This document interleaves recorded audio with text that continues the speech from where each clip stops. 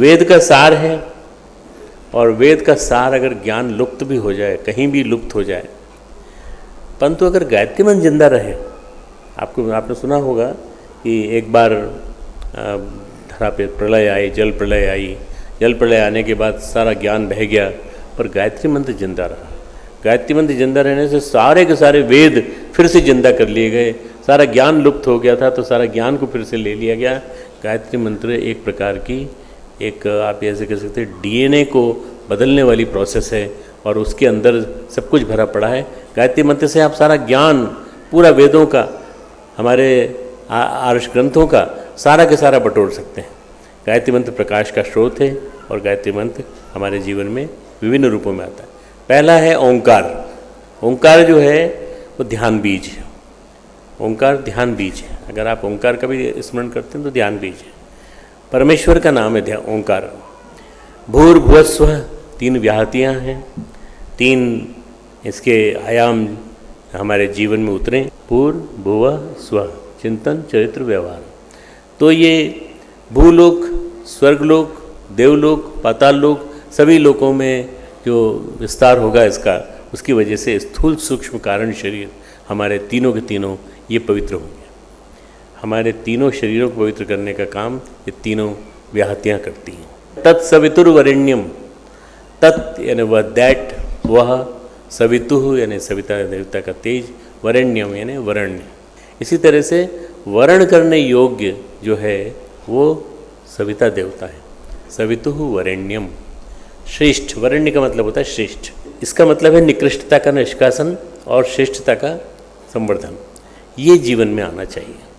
अगस्त मुनि आर्यों के प्रतीक थे, और शंबर जो था वो अनार्यों का प्रतीक था। आर्य यानी श्रेष्ठ, अनार्य यानी निकृष्ट। जीवन परिवर्तन के सूत्रों से, जीवन परिवर्तन का सूत्र क्या है? गायत्री। इससे किया जाए। बुरे व्यक्तित्व के यही उपचार है। तो ये ओम भूर्भुवस्व तत्सवितुर्वरेण्यम, सविता देवता का वरण्य तेज, वर्ण करने योग्य तेज, और उससे हम श्रेष्ठ बने। अगर आप बहुत दिनों से जप कर रहे हैं और कहते हैं साहब हमने तो आप 24 लाख के 24 अनुष्ठान कर डाले, 24 लाख के 10 अनुष्ठान कर डाले, हम तो बहुत जप करते हैं, बहुत जप, श्रेष्ठ बने क्या? श्रेष्ठता आई क्या जीवन में? क्या आपके जीवन में वो चीज़ देखने को मिल सकती है जो एक श्रेष्ठ मनुष्य में मिलती है? नहीं मिली तो कोई फायदा नहीं।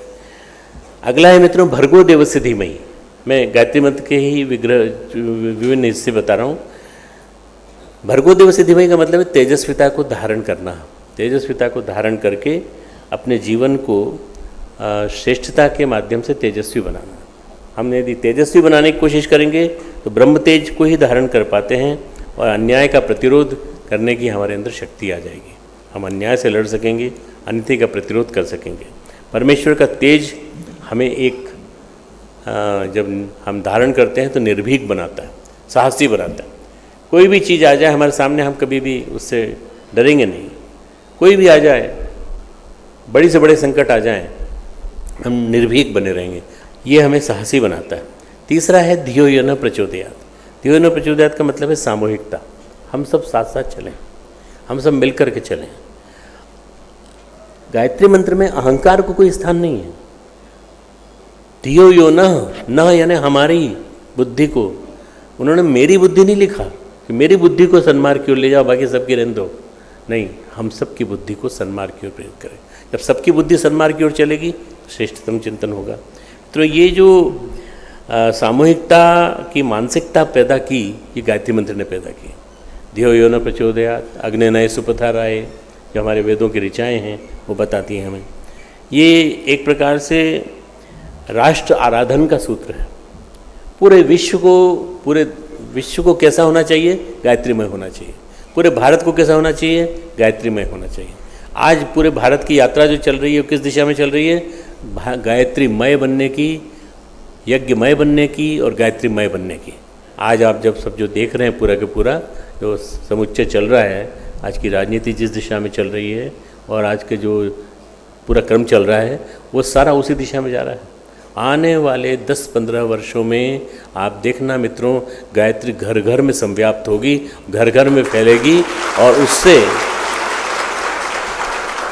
उस राष्ट्र की आराधना से, उस राष्ट्र की उस आराधना से हम अपने इस भारतवर्ष को पुनः जगत गुरु बना सकेंगे। पुनः हमारा देश जगत गुरु बनेगा केवल एक ही वजह से कि हमारे घर घर में गायत्री है। मंत्र से नहीं, गायत्री शक्ति से। गायत्री को शक्ति समझिए, संस्कृति सूत्र समझिए, ज्ञान का सूत्र समझिए, तब जाके समझ में आएगा। नहीं तो क्या होता है, हमारी पुरानी सोच है, हम कर्मकांडी हैं, हम गायत्री मंत्र जपते हैं। नहीं, गायत्री मंत्र से कोई मतलब नहीं मित्रों। गायत्री मंत्र को कि तत्व दर्शन को जब तक जीवन में नहीं उतारेंगे तब तक कोई फायदा नहीं। इस गुरुदेव का गायत्री मंत्र जो है वो मित्रों एक प्रतीक बन गया है कि ये नवयुग का एक प्रकार से लाने का आधार बनेगा, नवयुग को लाने का आधार बनेगा। नया युग आएगा, जमाना आएगा।